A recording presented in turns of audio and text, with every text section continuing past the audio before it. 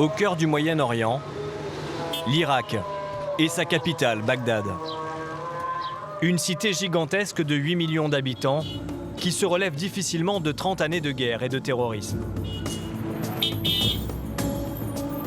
Depuis un siècle, l'ambassade de France est située dans le quartier chiite de Qarada, au cœur de la capitale. En 18 ans, Bagdad a subi plus de 7000 attaques terroristes. L'emprise diplomatique française est une véritable forteresse. De tous les côtés, des fils barbelés, des caméras, et sur les toits, des postes de combat pouvant accueillir des tireurs d'élite.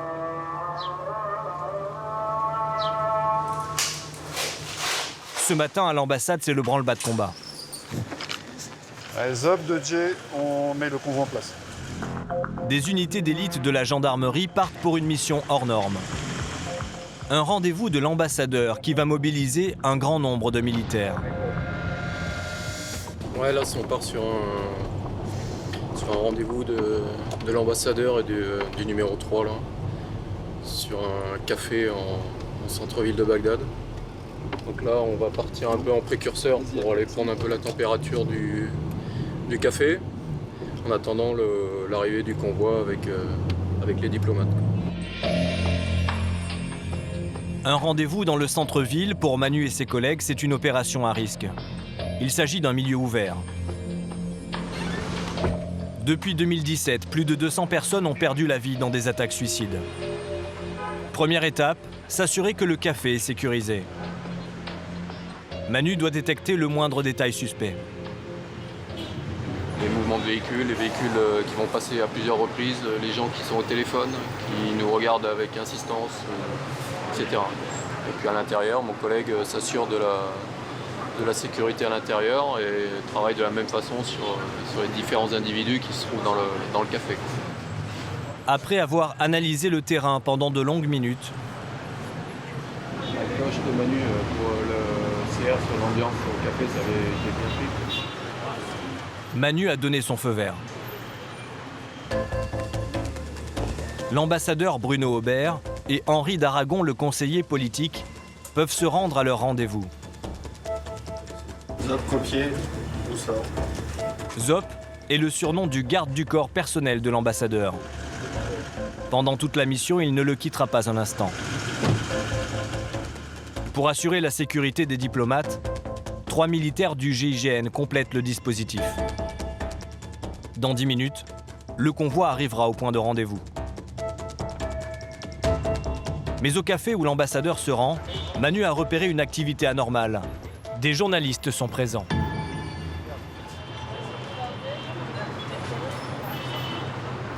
On a des gens de la presse locale qui sont sur place. Apparemment, il y aurait des membres de la presse locale présents sur place. Ouais, ce serait le fruit du hasard. Oui, c'est ça. Coïncidence ou non, pour Zop, le garde du corps de l'ambassadeur, il s'agit d'un enjeu de sécurité. Pour nous, c'est toujours un risque potentiel. On se souvient tous du commandant Massoud et de son interview. Tu es seul. En 2001, en Afghanistan, le commandant Massoud, qui combattait les talibans, avait été assassiné par un homme se faisant passer pour un journaliste. La menace n'est pas à prendre à la légère. L'ambassadeur a rendez-vous avec un ancien diplomate de l'UNESCO, une figure qui compte à Bagdad, Chawki Abdalamir. Vu de Paris, cette rencontre dans un café peut paraître banale. Faut rentrer. En réalité, cela fait 6 ans qu'un tel événement ne s'est pas produit. Mais la France tient à assurer sa présence au plus près de la population irakienne. On monte les escaliers, on arrive à l'étage. C'est toi qui t'es venu faire le reco ou l'équipe? Non, l'autre équipe. D'accord. Mais j'aurais demandé de prendre des photos. Excellent. Il vous reste 28 minutes. Ah putain, il faut faire vite. En limitant le temps de présence des diplomates sur place, le chef du dispositif évite qu'un ennemi potentiel puisse repérer les lieux et organise une attaque. L'homme que l'ambassadeur rencontre n'est pas seulement un ancien diplomate, c'est aussi un poète reconnu en Irak, un francophile convaincu.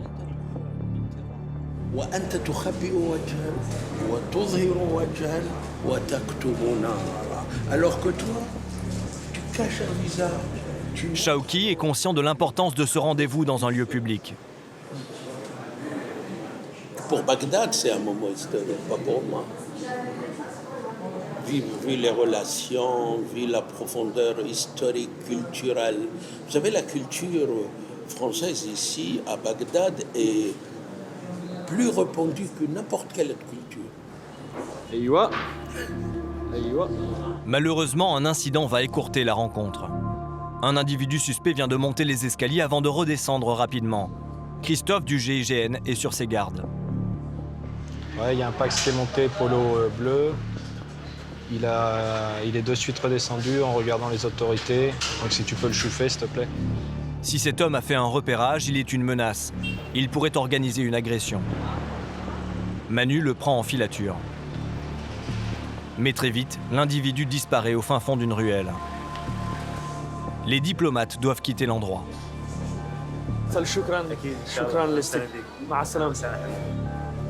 En moins d'une minute, le personnel diplomatique est évacué.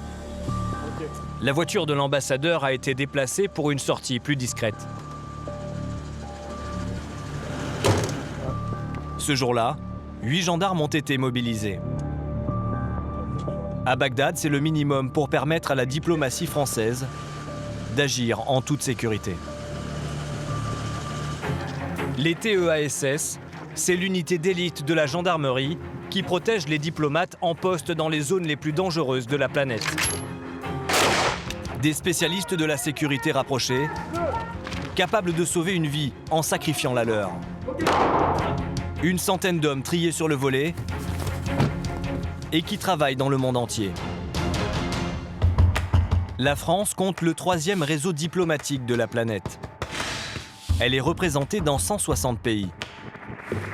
Un réseau sur lequel pèsent de lourdes menaces. Diplomate peut être un métier à haut risque. Attentat à l'ambassade de France à Beyrouth, 11 morts, dont 6 employés de l'ambassade, une vingtaine de blessés. Ouagadougou est la cible d'attaques terroristes simultanées.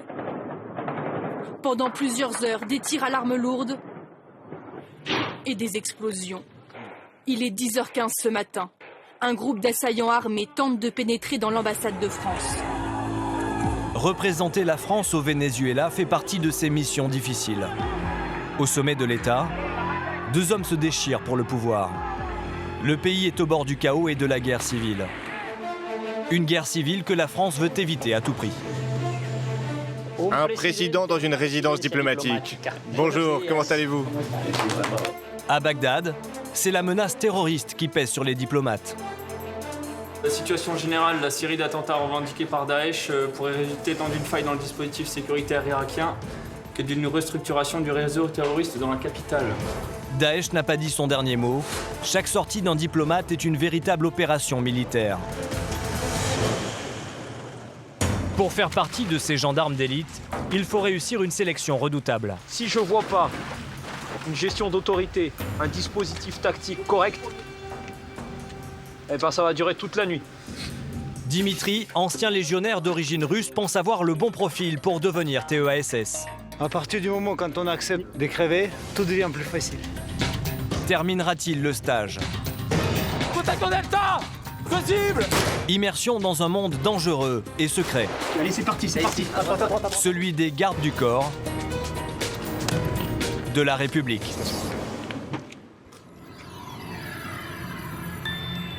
Dans les Yvelines, en région parisienne, 12 gendarmes mobiles et un garde républicain ont rendez-vous avec les instructeurs du GIGN. 13 militaires qui veulent devenir TEASS, techniciens en escorte d'autorité et sécurisation de sites. Des gardes du corps des diplomates français en zone à risque. Bon, on va rentrer dans le vif du sujet, d'accord? Donc à partir de maintenant, le stage commence réellement, d'accord?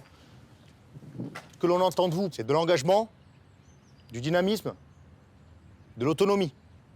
Pour ceux qui réussiront, vous serez engagés, projetés sur des théâtres ou des pays où la situation sécuritaire est dégradée, voire très dégradée. Vous aurez en charge, dans vos futures missions, la vie d'un ambassadeur. C'est pas rien. Pendant ce stage, les gendarmes vont devoir tout réapprendre, à commencer par le tir. Max est tireur d'élite au GIGN. Il leur enseigne une nouvelle technique. T'as toujours gardé l'œil droit ou pas? Les gendarmes ont appris à tirer avec un œil fermé. Une méthode inadaptée au métier de garde du corps. Concentre-toi déjà, prends avec ton œil fort, quitte à fermer l'autre au début, t'ouvres tranquillement, quand tu repères un petit peu le visuel, tu resserres, et l'objectif c'est qu'il ne soit pas fermé. Les unités d'élite tirent les 2 yeux ouverts. Cela permet d'avoir une vision plus large de la menace. Donc là il faut qu'ils acceptent d'en partir à zéro comme si je n'avais jamais rien fait, pour qu'on puisse leur donner, on va dire, des solutions supplémentaires. Un des stagiaires a très vite compris les instructions qui lui ont été données. Je suis obligé de cligner l'œil pour réchauffer le... Mais c'est pas grave, c'est normal. Attends, c'est la première... d'accord? Oui, mais sinon c'est mieux, ouais. Franchement, c'est mieux. Bon, on a au moins un pour qui c'est mieux. C'est bien. C'est vrai. Non, mais c'est bien. Voilà, 2 yeux ouverts, c'est mieux.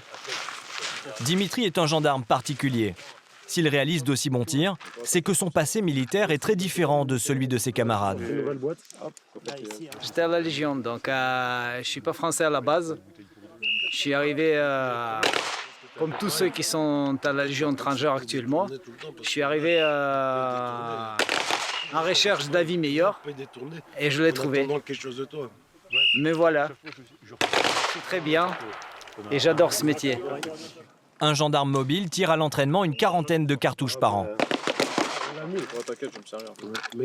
Une journée, on a tiré ce qu'on tire en 2-3 ans, quoi. Pendant la formation, ils en utiliseront 25 fois plus. Indispensable pour atteindre le niveau exigé par Jojor, le chef de stage. On ne peut pas se permettre de mettre au profit de la protection de l'ambassadeur quelqu'un qui ne serait pas en mesure d'effectuer des tirs corrects. Si on voit que parmi eux, certains stagiaires ne progressent pas ou restent à leur niveau initial, et ça peut le sanctionner gravement. Sanctionner gravement signifie être éliminé. Chargez vos affaires avec la civile. De ce groupe de 13 gendarmes, seuls 5 seront retenus à l'issue du stage.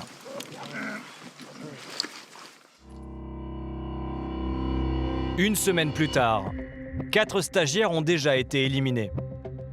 La formation se poursuit dans l'Essonne, dans une base historique du GIGN. Un lieu d'entraînement où les bâtiments sont volontairement délabrés, sans eau ni électricité. Ironiquement, le lieu où les stagiaires tentent de trouver du repos est appelé le Sheraton, du nom des hôtels de luxe. Les conditions de vie y sont spartiates. Seul un militaire semble les apprécier, Dimitri, l'ancien légionnaire. J'adore la rusticité. On verra cette nuit, la rusticité. Mais ça, c'est pas mal. Ça va nous faire du bien de dormir un peu dans un bâtiment comme ça. Sans fenêtre, sans rien. À l'extérieur, la température est négative et le froid s'engouffre dans le bâtiment. Jérémy est garde républicain. D'ordinaire, il protège le Sénat ou l'Assemblée. Ce n'est pas la même vie. Le début du stage est éprouvant, mais il est motivé. J'ai envie de continuer, j'ai envie de réussir, donc voilà, on va mettre tous les moyens en œuvre pour le faire, quoi. Mais c'est vrai que parfois, quand on dort peu, quand on a peu de temps, ouais, des fois ça pèse un peu sur le moral. Le manque de sommeil est l'une des contraintes imposées aux stagiaires. En mission, un garde du corps doit pouvoir résister à la fatigue. Depuis leur arrivée, chaque nuit, Jérémy et ses camarades dorment tout au plus 4 heures. Et cette nuit ne va pas faire exception. Rapidement, vous sortez de vos duvets, on n'a pas jusqu'à midi. Allez les gars. Il reste combien de minutes, Eman ? 2. Voilà. Dépêche-toi. Donc tu vas faire ramasser tes camarades. Ça percute. Le garde républicain a pris une mauvaise habitude. Il y en a 7 dehors, il y en a 2 ici, là. Il est toujours l'un des derniers à être prêt. Et être en retard aujourd'hui, ce n'est pas une bonne chose. 5, 4, 3, 2, 1. Cette nuit, l'instructeur s'est rame. Ressortez. Ressortez, il en manque un. C'est un ancien commando marine, un ancien des forces spéciales. Allez, rassemblez! Et quand on vous dit de faire quelque chose, soyez un peu plus réactif. Allez, 5 secondes, c'est parti! Les stagiaires doivent s'entasser dans cette camionnette. 4, 3, 2, 1! Et démontrer leur capacité d'organisation. Jérémy, le garde républicain, et ses camarades n'ont aucune idée de ce qui les attend. Tout a été très rapide. On a descendu, 5 secondes, on est dans la voiture, on est parti, on ne sait pas du tout où on va. Donc concrètement, là, on va être parachuté à un endroit inconnu.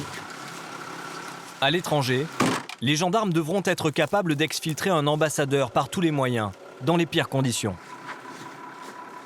On a joué une évacuation d'ambassade. L'équipe de Protec est partie rapidement sur un point. Ils ont contact avec un partisan qui va leur offrir un moyen d'évacuer le pays. Le seul moyen, c'est la rivière. Pour évacuer l'ambassadeur par la rivière, il faut protéger les équipements avec une technique apprise un peu plus tôt. 2 bouts de bois, un peu de ficelle et une toile évitent de tremper les sacs avec les munitions. Ce soir, la température de l'eau n'est que de 6 degrés.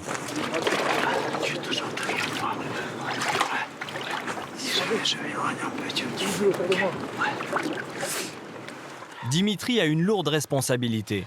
Derrière lui, une jeune recrue joue le rôle de l'ambassadeur à évacuer. Il doit veiller à sa sécurité en permanence.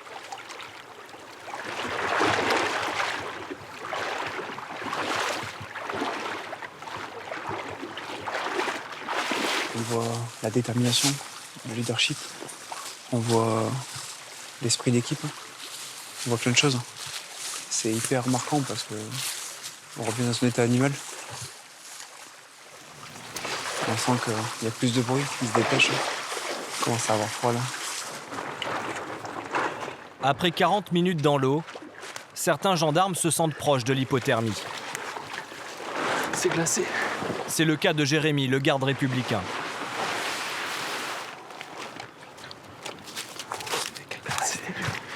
Ouais, c'est pas facile. J'ai chopé mes jambes. J'ai l'impression que j'ai laissé mes jambes dedans. Même Dimitri, l'ex-légionnaire d'origine russe, semble perdre ses repères.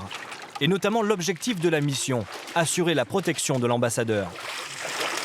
Une grave erreur que Ram, l'instructeur, a relevée. Est-ce que vous pouvez vous rappeler pour quel métier vous êtes venu là? C'est concerne des scores d'autorité et sécurisation des sites. Vous n'avez pas une autorité parmi vous? Si. Qui est-ce qui s'en est occupé? Personne. Dimitri et personne. Il était tout seul. Ouais. Tu le sentais derrière toi? Il était tout seul. Dimitri est parti là-bas prendre un appui, il était tout seul. Ça te fait chier qu'on parle? Ça te fait chier? Va te mettre dans l'eau là. Mets ta tête dans l'eau. Allez, dépêche-toi.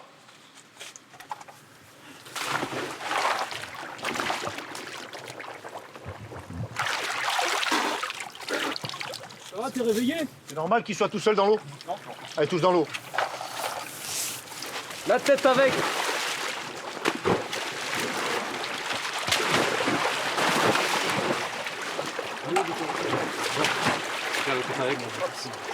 Allez, remontez.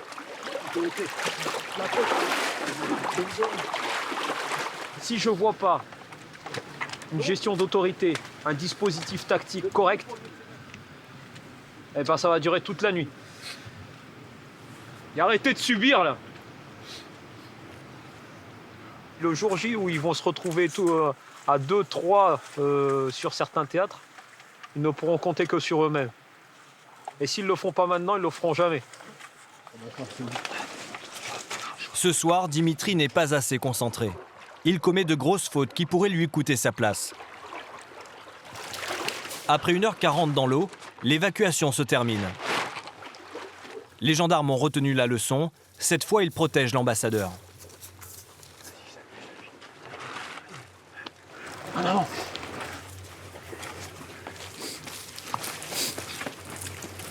C'est bon les gars, on se change. On défait les sacs, on se change. Si une ambassade est attaquée, les TEASS ont moins de 5 minutes pour être équipés, prêts au combat. Une nouvelle fois, les instructeurs testent les stagiaires. C'est dur, ils sont gelés. Tu sais que t'as des mecs qui sont en train d'attendre, qui sont couchés par terre. Hein. Toi, t'es en train de nettoyer tes chaussures. Hein. Bougez-vous le cul. Pardon. Bougez-vous le cul. Alors, dépêchez, on s'est refroidi, maintenant on va se réchauffer. Ça veut dire ? On va rentrer en courant. On va se faire plaisir et se réchauffer. Donc, apparemment, il y en a certains ont pris bien leur temps, donc on va travailler. C'est bon, Pierre. Tous derrière moi! La méthode des instructeurs pour les réchauffer, c'est 18 km à pied. Les gendarmes rentreront à la caserne 3 heures plus tard. Bientôt, une épreuve éliminatoire les attend, le saut dans le vide au bout d'une corde. Si Dimitri et Jérémy réussissent toutes les épreuves de la sélection, peut-être viendront-ils un jour au Venezuela. À 8000 km de Paris, ce pays traverse une crise politique majeure. 2 hommes sont en guerre pour le pouvoir. D'un côté, le président officiel Nicolás Maduro, un socialiste proche du régime cubain. Face à lui, Juan Guaidó. En janvier 2019, après des élections qu'il considérait truquées, il s'est autoproclamé président du Venezuela. La France l'a reconnu comme président légitime.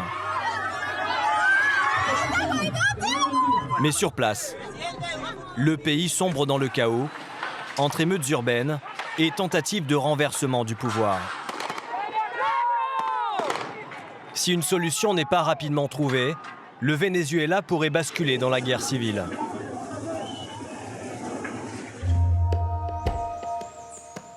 Dans ce pays au bord de l'implosion, la France sait qu'elle a un rôle à jouer. Ce matin, dans ses appartements, Romain Nadal, ambassadeur de France, se prépare pour une visite de la plus haute importance. Il va rencontrer Juan Guaidó, l'homme que le régime veut abattre à tout prix.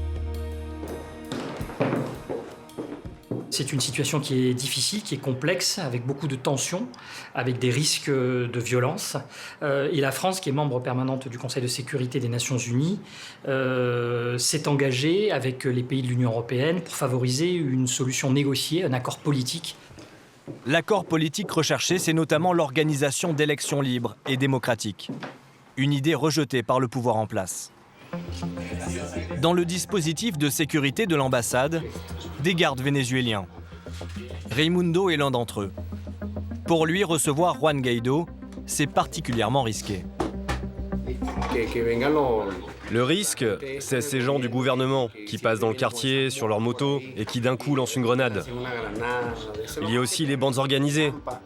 Il y en a de plus en plus parce que tout le monde essaie de voler. Les gens ne se sentent plus en sécurité. Bruno est un gendarme sorti du stage des TEASS il y a plus de 10 ans. Ce matin, avec 12 autres militaires, il va devoir gérer cette visite très délicate. Et là, ce matin, sur la manip, quand Johan arrive, on se cale, lui, il vous dit oui, on va voir avec comment ça se passe. Moi, ma position, c'est avec Raimé, je serai à l'entrée sur la porte de la résidence. Le reste, je laisse... Le régime en place veut éliminer la menace que représente Juan Guaidó. Nombre de ses soutiens ont été arrêtés. Lui-même a déjà fait l'objet d'intimidations. Ça demande beaucoup de précision, ce genre de... Ouais, de la précision, surtout là c'est sensible ce matin, donc de la discrétion, de la précision et de la réactivité de la part des personnels, voilà. Histoire de ne pas faire temporiser dehors, on fait rentrer, on fait le check à l'intérieur. Ensuite, il y a un VL qui va se garer ici, exact, et les motos dans le garage. Le tout, c'est que tu vois, à la limite, si toi, tu es présent là, que j'ai Johan de l'autre côté en visuel aussi, comme ça, on n'a pas besoin de se chercher, on est à vue, c'est beaucoup plus fluide. Pas de problème, ça marche. D'après la Convention de Vienne, le territoire d'une ambassade est inviolable. Dès que Juan Guaidó sera dans l'enceinte française, il sera placé sous la protection des gendarmes et de la France. Une énorme responsabilité.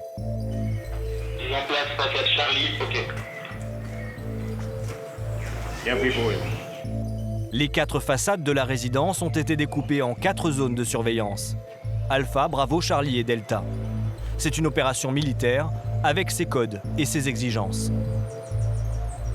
Vas-y. Ok, c'est bien positionné. Quelques minutes avant l'arrivée de Juan Guaidó, la tension devient palpable. À tous les échos de Johan, un petit point de situation. Il faut contrôler les axes extérieurs. Ouais, à tous les échos de Fred, axe clair. Et être prêt à réagir à toute agression. Pour la France, Juan Guaidó est le président légitime.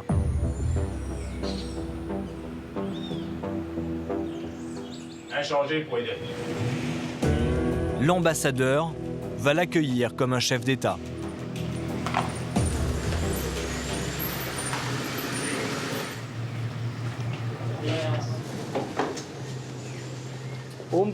Un président dans une résidence diplomatique.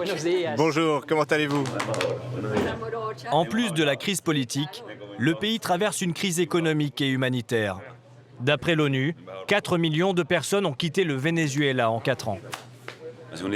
La France est un leader en Europe, c'est une voie très importante. Aujourd'hui, c'est la journée mondiale des réfugiés et nous sommes devenus le pays avec le flux de migrants le plus important au monde, selon un rapport de 2018. Parmi les raisons de la fuite des Vénézuéliens, il y a la pénurie alimentaire et l'augmentation des prix des produits de consommation, notamment à cause de l'inflation. Selon la Banque centrale vénézuélienne, elle a atteint les 130 000% en 2018. Juan Guaidó espère que la France apportera son soutien à l'organisation d'élections libres. Merci beaucoup, Monsieur le Président, de nous consacrer du temps. Je sais que votre temps est précieux et compté, dans un contexte très particulier, très difficile, très compliqué. Très compliqué. Nous avons un ordre du jour pour cette réunion. Nous allons d'abord faire un petit bilan de la situation actuelle. Il faut agir vite pour trouver une solution. Nous sommes dans un contexte très difficile. Et c'est pour cela que nous avons annoncé cette semaine que la situation pouvait passer d'une urgence humanitaire à une catastrophe humanitaire. Le déjeuner de travail va durer 2 heures, à l'abri des regards.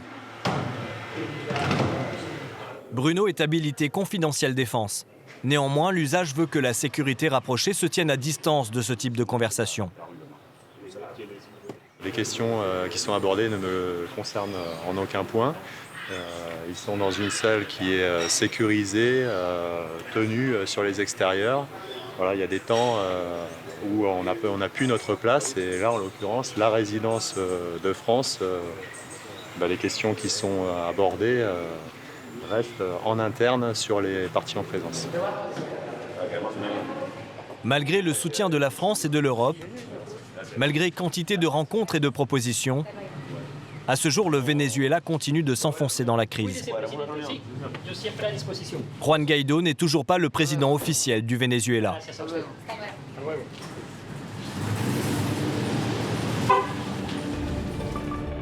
La crise que traverse le pays a de lourdes conséquences.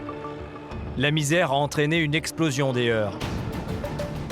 En 2018, le Venezuela a reçu un sinistre trophée. Il est devenu le pays le plus violent au monde. Contrairement à Bagdad, pas de djihadistes ou d'attentats terroristes, mais un taux record de meurtres. Toutes les heures, 2 personnes meurent de manière violente. Guillaume est le collègue de Bruno. Cela fait 7 ans qu'il était EASS. Il complète le dispositif de protection de l'ambassadeur. Les bureaux de Romain Nadal ne sont situés qu'à 2,5 km de sa résidence. Mais chaque matin, vous allez bien ? L'ambassadeur doit faire ce parcours en voiture blindée. Une obligation à laquelle le diplomate ne peut échapper. J'aimerais bien pouvoir me déplacer plus à pied ou avec des moyens de transport plus écologiques, par exemple le vélo. J'adorerais ça. Mais la sécurité ici impose que nous soyons dans des véhicules blindés, protégés, accompagnés par des officiers de sécurité. C'est l'environnement sécuritaire de Caracas et du Venezuela qui nous l'impose. En 2019, au Venezuela, le taux d'homicide était de 6 meurtres pour 10 000 habitants. Pour accéder à ces bureaux, l'ambassadeur dispose d'un ascenseur personnel, sécurisé. L'étage du diplomate n'est accessible qu'à un personnel limité. Bonjour Yann. Bonjour ambassadeur. Ça va? Ouais. Une fois dans l'enceinte diplomatique, il est en totale sûreté. Pas moins de 30 caméras assurent la surveillance des lieux, y compris des caméras longue distance permettant des observations à plusieurs kilomètres. Donc voilà, vous voyez que cette caméra, on peut surveiller vraiment, notamment lorsqu'il y a des manifestations, des choses comme ça, la venue de manifestants dans l'ambassade. Là, vous voyez, c'est la rue principale de l'ambassade. Lorsqu'on doit se déplacer aussi, savoir où est-ce qu'il y a des points de blocage dans la ville, du moins aux abords. Malgré ces équipements sophistiqués, au Venezuela, personne n'est à l'abri, notamment d'un enlèvement. En 2015, à moins de 200 mètres de l'ambassade, un gendarme français s'est fait enlever en plein jour. Ça, c'est le gendarme qui arrive. Donc, vous voyez, c'est une zone, il y a un peu de monde, hein, il est 7h45 du matin, et il se gare à côté d'un véhicule, le petit véhicule rouge qui est à côté, qui est garé déjà depuis un petit moment. Et là, vous voyez les gens qui sortent. Au moment où lui il sort, c'était pas un véhicule blindé. Et c'est vraiment de l'opportunisme. Il s'est garé au mauvais endroit, au mauvais moment. Il n'était pas ciblé. C'est vraiment ce qu'on appelle de l'enlèvement express. Le gendarme qui a été enlevé avait 38 ans. Comme dans le pire scénario d'un film hollywoodien, ce jour-là, il a frôlé la mort. Il s'est retrouvé au milieu, avec une personne de chaque côté, une arme d'un côté, une arme sur la tête de l'autre côté. Et donc, ils ont commencé à discuter en se disant, qu'est-ce qu'on fait? Et au bout d'un moment, en fait, ils se sont arrêtés. Ils l'ont fait descendre. Ils l'ont fait mettre les mains sur les yeux. Ils l'ont fait avancer. Il a senti des branches sur lui. Donc, il s'est dit, tiens, on me mène dans un bois, c'est quand même pas un bon signe. Et là, ils l'ont dit de se mettre à genoux, de garder les mains sur la tête et d'attendre. Donc là, j'imagine qu'il a eu la peur de sa vie. À ce moment-là, il a dû se dire, bon, bah là, voilà, c'est fini. Et finalement, en fait, il a attendu. Il n'a plus entendu de bruit autour de lui. Il a enlevé les mains et il s'est rendu compte qu'il était tout seul. En fait, il l'avait laissé dans un bois. C'est passé assez près pour lui. C'est passé assez près. Le militaire enlevé n'a dû sa survie qu'à son passeport diplomatique. Pour les ravisseurs, c'était une prise de risque trop importante. Dans son malheur, ce gendarme a eu beaucoup de chance.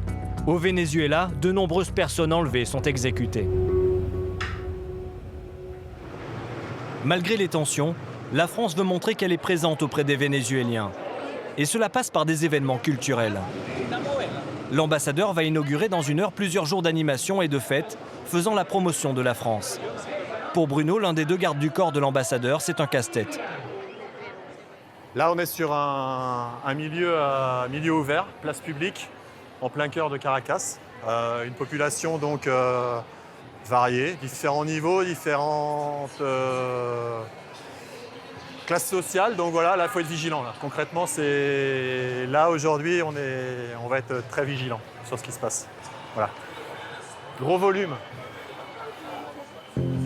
Bruno et Guillaume ne sont que 2 pour assurer la protection de l'ambassadeur. Contrairement à ce qui se passerait à Paris, il n'y a aucun policier sur place. Ce sont des gardes privés qui s'occupent de la sécurité du public. Bruno a besoin de faire une mise au point avec eux.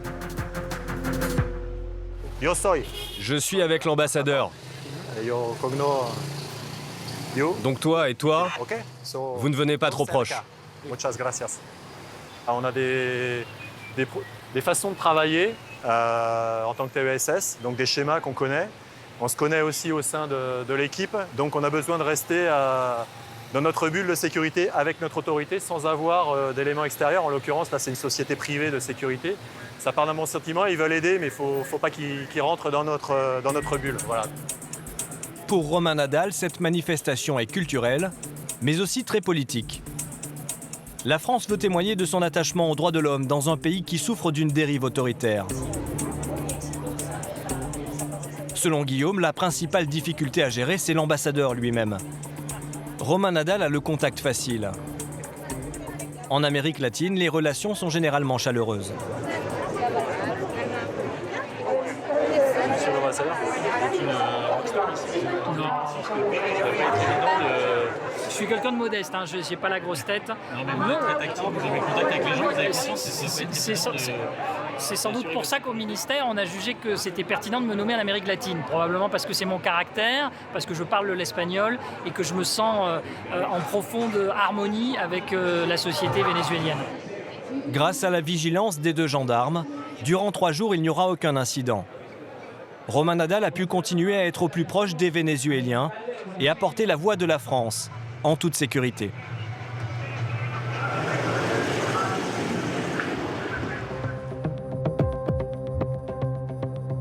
En région parisienne, la formation des TEASS continue.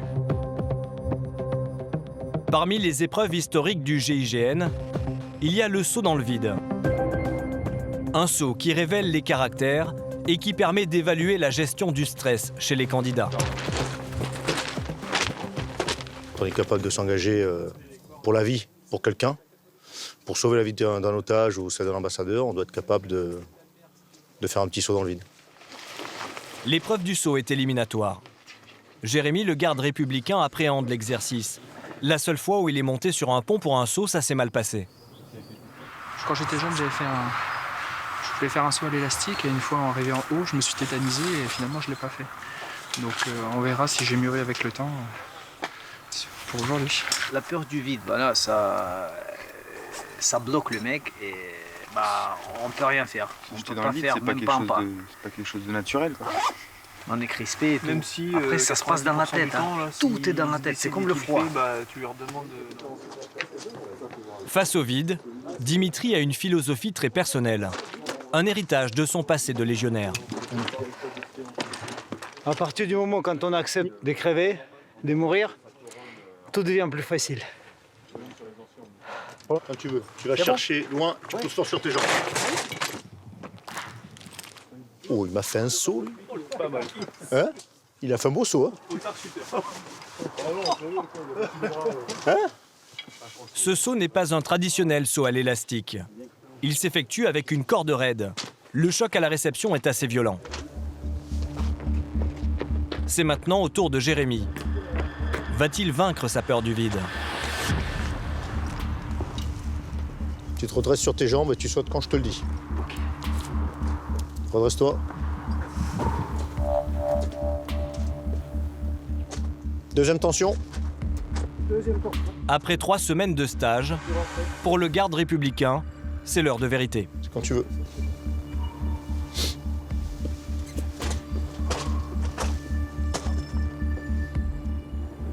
J'espère. Là, je suis bloqué. Allez, tu te ressaisis là.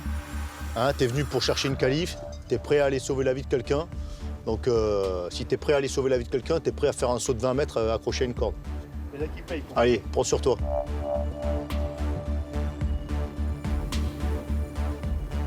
Tu veux descendre? Descends.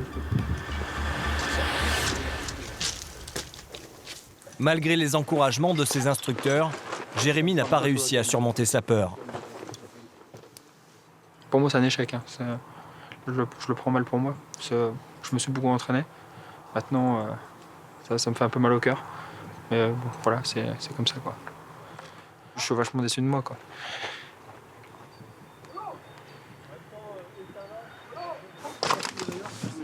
Il se fait arrêter par un petit saut qui n'a rien d'exceptionnel. Mais bon, après, la vie est faite de choix. Qu'est-ce que ce sera quand il sera confronté à lui-même dans une situation de crise, à devoir protéger la vie de l'ambassadeur, peut-être donner sa vie. Donc voilà. La sanction, il se sanctionne tout seul, hein, il sait très bien ce qu'il a fait. Ouais. 1 heure plus tard, Jérémy a été convoqué. Pour le seul garde républicain du groupe, l'aventure est terminée. Je souhaite à tous de finir au moins le stage dans de bonnes conditions et puis de décrocher la qualif à la fin, quoi. Voilà. Merci, mec. Merci de rien. En 3 semaines, le groupe a quasiment été réduit de moitié. Ils ne sont plus que 7 stagiaires à pouvoir prétendre à la qualification. En 2011, à Bagdad, le convoi de l'ambassade de France a été touché par l'explosion d'une bombe. Ce jour-là, la voiture blindée a résisté et aucun des 4 gardes à bord n'a été blessé. Ce scénario catastrophe, c'est le cauchemar d'un garde du corps. pour eux, c'est le pire des scénarios. Ils sont en véhicule, ils sont isolés, ils ne peuvent pas prendre appui sur leur ambassade, sur leur résidence, sur rien finalement. Ils se retrouvent encerclés, donc leur chance objectivement de survie, elle est quasi infime. Mais s'ils tentent rien, ils sont sûrs d'y rester. Survivre et sauver l'ambassadeur dans une embuscade, une mission d'une rare complexité. Aujourd'hui, l'exercice se fait à balles réelles. Dans la voiture Bordeaux, l'ambassadeur et ses gardes du corps. Un guet-apens est simulé. Dans la voiture suiveuse, les renforts avec Dimitri, l'ancien légionnaire. Est-ce qu'il y a des blessés, des blessés? Leur mission, appuyer l'équipe de l'ambassadeur.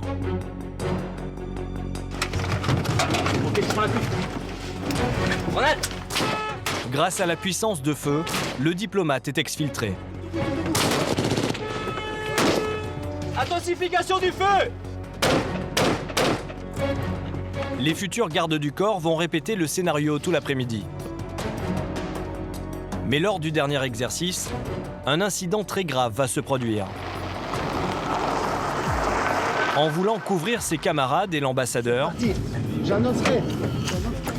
Dimitri franchit la ligne de feu d'un gendarme qui tire à balles réelles.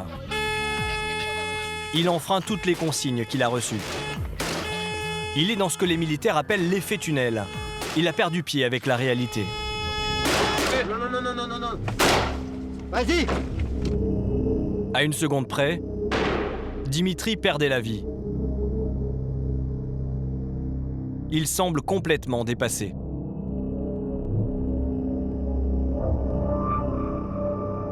Qu'est-ce qui s'est passé, nous? Je tirais. Je répète, pour l'épaule, on attend le compte rendu de la FU. Qu'est-ce qui s'est passé? J'ai tiré. Allez, c'est un 50. T'as pas commis d'erreur? Hein? T'as pas commis d'erreur? Si, sur la sécurité. C'est une erreur grave. Dimitri vient de mettre sa vie en danger. En opération extérieure, c'est le groupe tout entier qui aurait été menacé.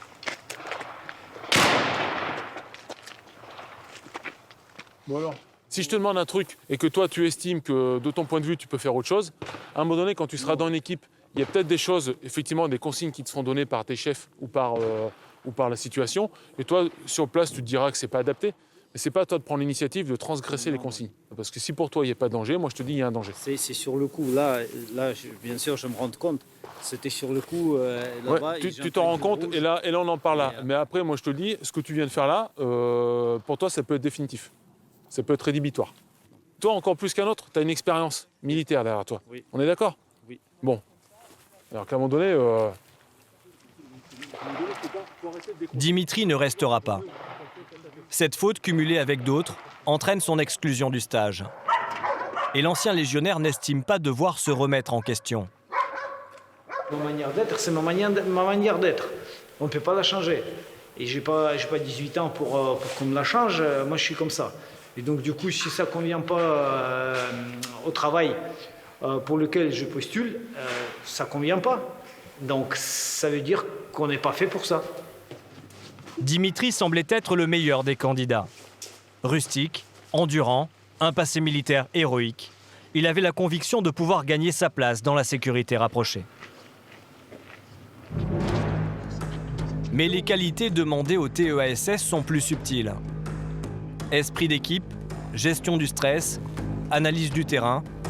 Cette unité ne cherche pas des gros bras, mais des militaires fiables en toutes circonstances. Sur une sélection de 13 gendarmes, seuls 5 ont été retenus. Mathias, 32 ans, est l'un d'entre eux.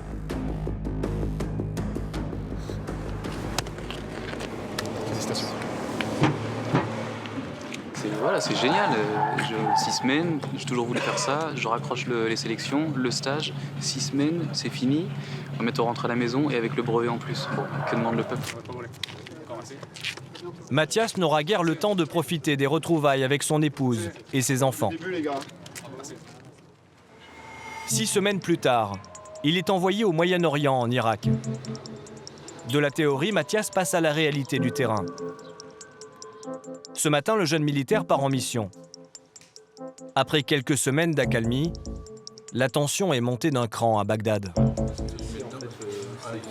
Il y a des infos qui disent ici, des infos qui disent là, des infos qui disent que non, il ne s'est rien passé. Le renseignement militaire a communiqué des informations particulièrement inquiétantes.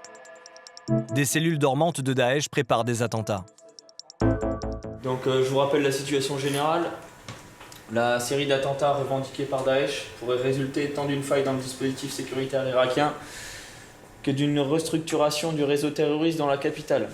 Des renseignements en date du 19 juin, soit 5 jours avant l'attaque de la mosquée Hussein, faisaient état de mouvements d'un groupe de Daesh sur Bagdad afin de mener des attaques suicides. Donc la probabilité d'un attentat ou d'une attaque sur un convoi français ou sur une emprise française est extrêmement importante. Avez-vous des questions? Ok, c'est parti. En très peu de temps, Mathias a gagné la confiance de ses camarades, à tel point qu'il assure toutes les missions. Aujourd'hui, il sera même le garde du corps principal. Là, aujourd'hui, je suis épaule. Donc, je vais être l'interlocuteur privilégié du VIP et l'accompagner dans ses rendez-vous. Le but, c'est d'être au plus près de lui, de le protéger, tout simplement, et puis de pouvoir aussi rendre compte à mes camarades de l'évolution de la situation, de la position à laquelle on se trouve à l'intérieur du bâtiment, et voilà, de les informer de tout ce qui peut leur être utile. Avant de quitter l'emprise diplomatique, chaque véhicule est minutieusement inspecté. Et systématiquement, avant de monter à bord des véhicules, on check le châssis dans un premier temps et ensuite les ouvertures pour s'assurer que les véhicules n'aient pas été piégés. Pourtant, vous êtes à l'intérieur de l'ambassade. On est à l'intérieur de l'ambassade, sauf que là on est sur le parking, c'est tenu par des sécurités irakiennes. Donc comme on dit chez nous, la confiance n'exclut pas le contrôle. La mission du jour est particulière. Les militaires vont faire du transport de fonds. 100 000 $ les attendent à la banque. La comptable doit payer les factures. À Bagdad, tout se règle en cash. Pour assurer la sécurité du convoi, les gendarmes disposent d'une carte maîtresse. Un drone.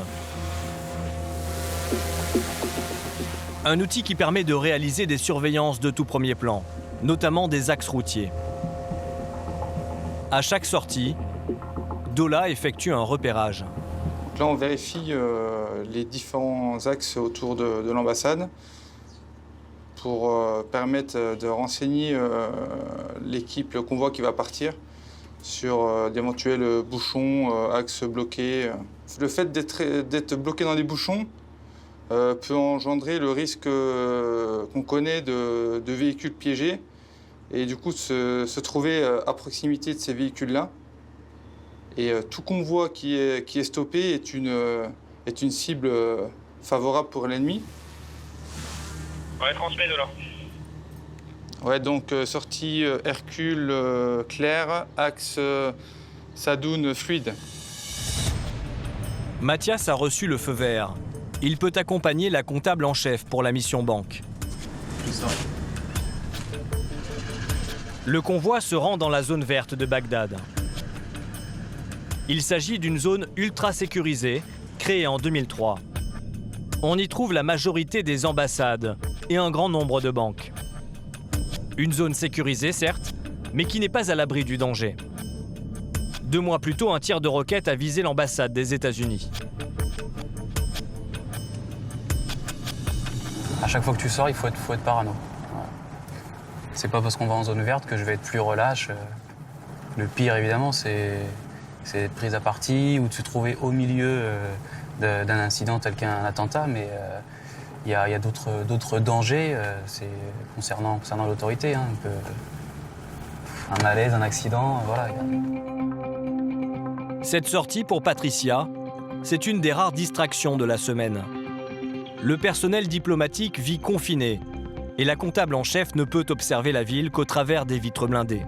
On ne peut pas l'apprécier. Parce qu'on n'est pas dedans, on n'est pas dans la ville, on est vraiment à part. C'est un poste particulier, Bagdad. On a eu le droit une fois à une visite très accompagnée du musée. On nous a un petit peu... En 3 ans, c'est la seule sortie touristique. Et encore, c'était hyper bien cadré. Malheureusement pour Patricia, les mesures de protection ne sont pas prêtes de changer. La situation reste tendue à Bagdad. À chaque checkpoint, Mathias doit montrer patte blanche. Le drapeau de la France fait office de sésame.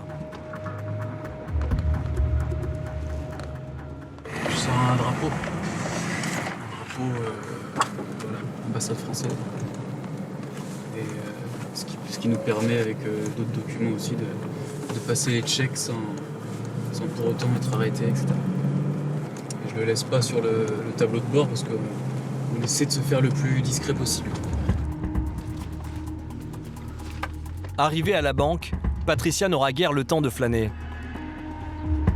Tout juste fera-t-elle un aller-retour qui ne lui prendra que quelques minutes. Et une demi-heure plus tard, de retour à l'ambassade, les 100 000 $ prennent la direction du coffre. Ils serviront à payer les salaires et les factures.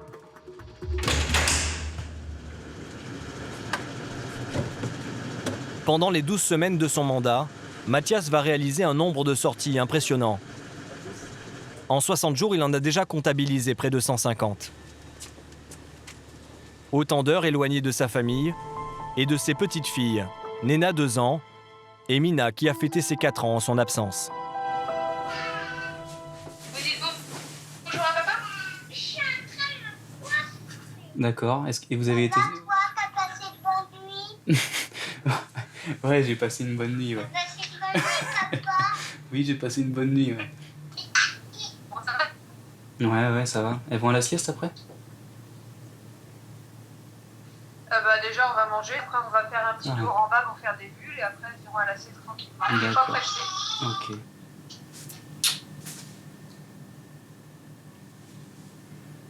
C'est important de leur parler. Ouais. Oui, on a la chance d'avoir Internet, déjà, tu vois. Et puis tu restes en contact. Les enfants, ça grandit tellement vite, au moins tu vis ça par procuration. Mais bon, ouais, ça fait du bien, forcément. Et si ma femme assurait pas, je pourrais pas faire ça non plus. Voilà. C'est vraiment un travail d'équipe, quoi.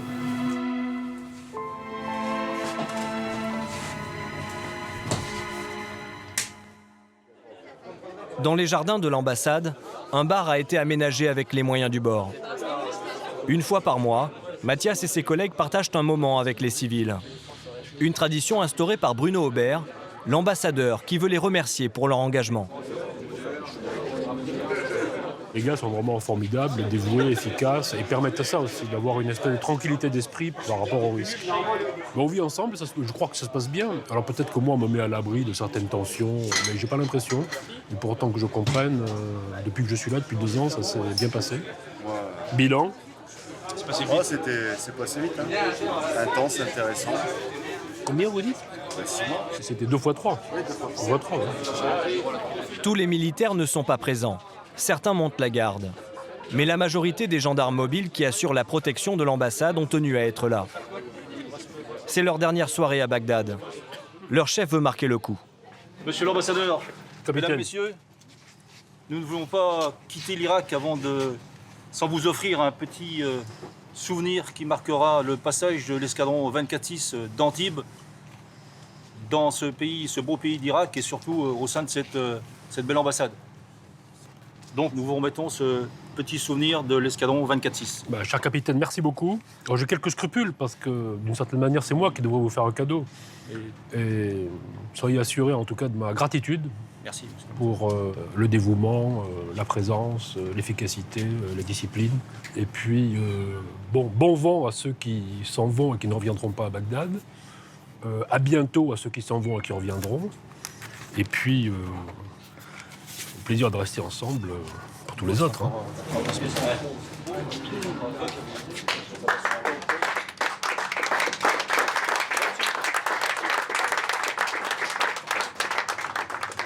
Le lendemain matin, avec le peloton d'Antibes, 4 collègues de Mathias rentrent à la maison. Leur mission de 3 mois est terminée. Merci d'avoir pris avec le sourire cette fois. On s'habitue à leur présence, on s'y attache. Beaucoup reviennent, donc ça c'est le côté sympa. Et du coup, avec certains, on sait qu'on se recroisera, peut-être ailleurs à l'étranger ou en France.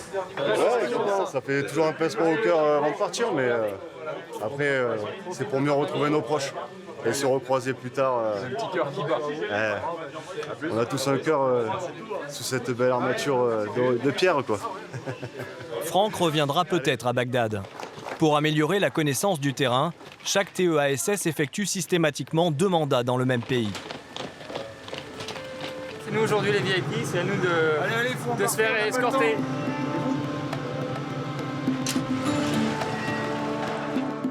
Grâce à l'action de ces gendarmes, la diplomatie française peut œuvrer partout dans le monde, même au cœur des zones à risque.